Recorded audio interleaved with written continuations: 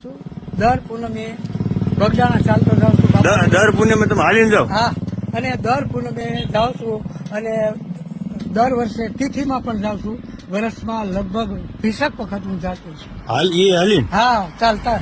વાહ વાહ. બજરંગ બાપાના હિસાબે, એના શ્રદ્ધાના હિસાબે થાક ન લાગે કેમ? ત્યાં હું જાઉં અને ક્યારેક ક્યારેક મારી પાસે સમય હોય તો હું છે ને ભગુડા મોગલમાં જાઉં છું.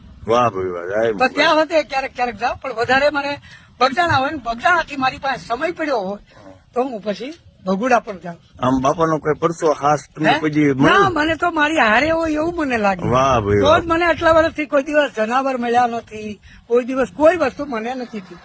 હા, બજરંગ બાપા હારવાર હોય એવો ભાસ મારી થાય. હારવાર જ છે, મને એવું જ છે. વાહ ભાઈ કોઈ વાહ. દિવસ મને આમ આંચ નથી આવી. કુંડલા જ રહેવાનું? હા, સાવરકુંડલા. હું જેસર રોડે રહું. અજય રોડે.